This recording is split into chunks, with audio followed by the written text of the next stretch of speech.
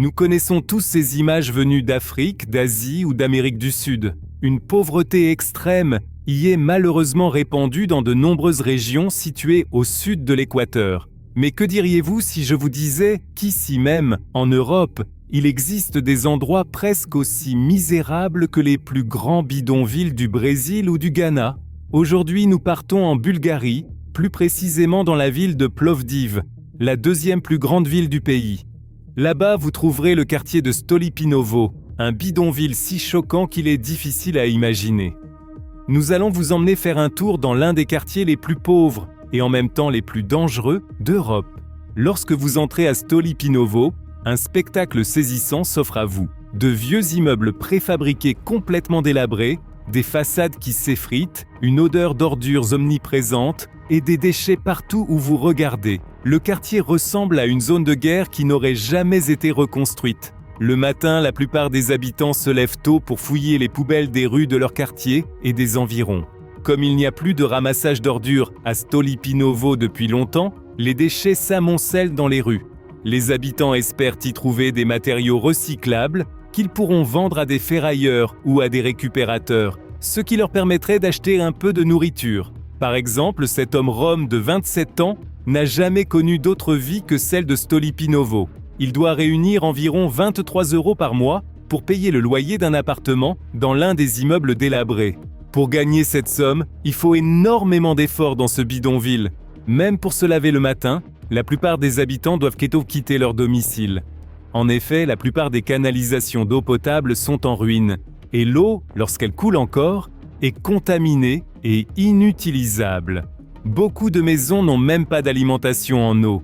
Cela s'explique en partie parce que, comme mentionné, le gouvernement n'a pas entretenu l'infrastructure de Stolipinovo depuis la fin du communisme. Mais aussi parce que la plupart des bâtiments ont été construits illégalement par leurs habitants eux-mêmes.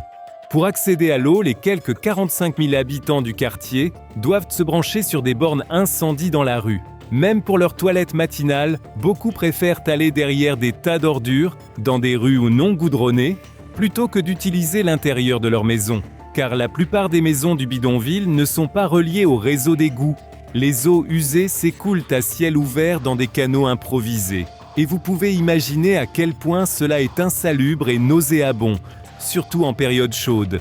Ces conditions favorisent aussi la propagation des maladies.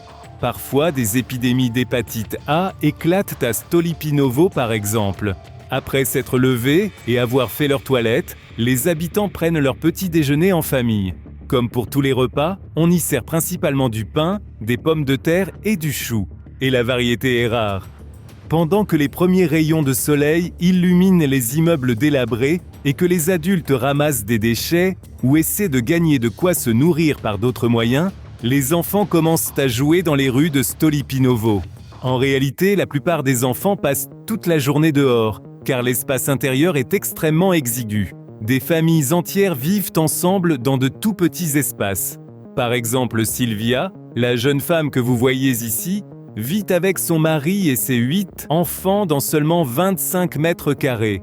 Ainsi, même si les rues sont sales, elles offrent de l'espace, de la liberté et un peu de distraction. Les enfants ont généralement toute la journée libre, car peu d'entre eux vont à l'école, malgré l'obligation scolaire. D'un côté, l'éducation n'est pas considérée comme prioritaire dans de nombreuses familles roms. De l'autre, les enfants y subiraient de fortes discriminations, ce qui explique en partie pourquoi les parents de Stolipinovo préfèrent souvent ne pas les envoyer. Comme vous pouvez le constater, presque tous les habitants sont des Sinti et des Roms. Et cela n'est pas un hasard. Il y a un peu plus de 100 ans, une épidémie majeure de variole a frappé la région, une maladie très contagieuse qu'on voulait absolument contenir.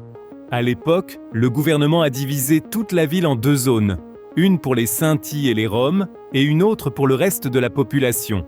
Même si les Sinti et les Roms n'avaient pas grand-chose à voir avec la propagation de la maladie, ils ont été isolés du reste de la ville, ce qui a conduit à la création de Stolipinovo. Pourtant, le quartier n'a pas toujours été un bidonville. Pendant la période communiste, il prospérait, car il y avait du travail pour tous et plusieurs entreprises d'État y avaient des succursales. Mais l'effondrement de l'Union soviétique a détruit le quartier. Aujourd'hui, un nombre incroyable de 90% des habitants sont sans emploi. Toutefois, cela n'est pas uniquement dû à leur attitude. L'État bulgare porte aussi une grande responsabilité, car le quartier a été totalement abandonné depuis des décennies.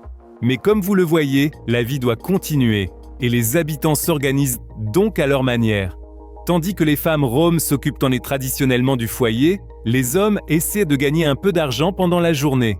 Certains tiennent de petites échoppes à Stolipinovo, vendant par exemple des bonbons ou des cigarettes. Quelques-uns, avec le temps et beaucoup d'efforts, ont réussi à ouvrir de véritables magasins plus grands, comme le commerçant que vous voyez ici. Ceux-là vivent relativement mieux. Pour se déplacer, ceux qui ont un peu d'argent utilisent des charrettes tirées par des chevaux. La majorité cependant doit tout faire à pied. Presque personne ne possède de voiture. Certains tentent leur chance à l'étranger, en migrant vers des pays comme l'Allemagne, où il y a du travail et de meilleures conditions de vie.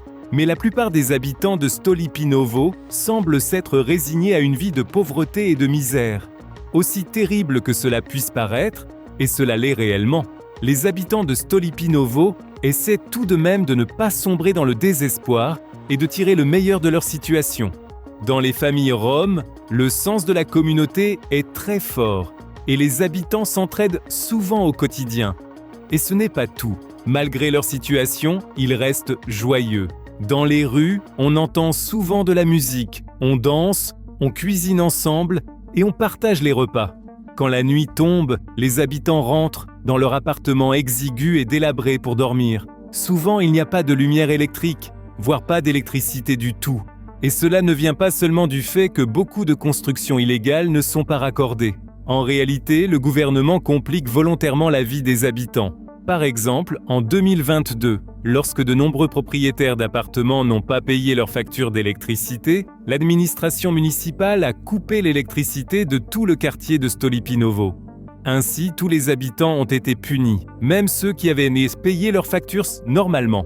Cette punition collective a été justement condamnée comme illégale par de nombreuses organisations de défense des droits humains. Et un tribunal a par la suite jugé que l'administration n'avait pas le droit d'agir de cette manière. Ce genre d'exemple montre clairement à quel point les Roms de Stolipinovo sont discriminés par l'État. Pour de nombreux Bulgares, et même pour le gouvernement, les Roms sont considérés comme des citoyens de seconde zone, et leur misère importe peu. Bien qu'il existe une aide sociale en Bulgarie, les habitants de Stolipinovo s'en voient souvent refuser l'accès. Et ainsi, malheureusement, la vie des habitants de Stolipinovo n'est pas près de s'améliorer. Pour les politiciens, il est tout simplement plus facile d'abandonner le quartier à son triste sort. Si cette vidéo sur une journée dans la ville la plus pauvre d'Europe vous a plu, laissez un like et abonnez-vous. À bientôt et à la prochaine sur Bon à savoir.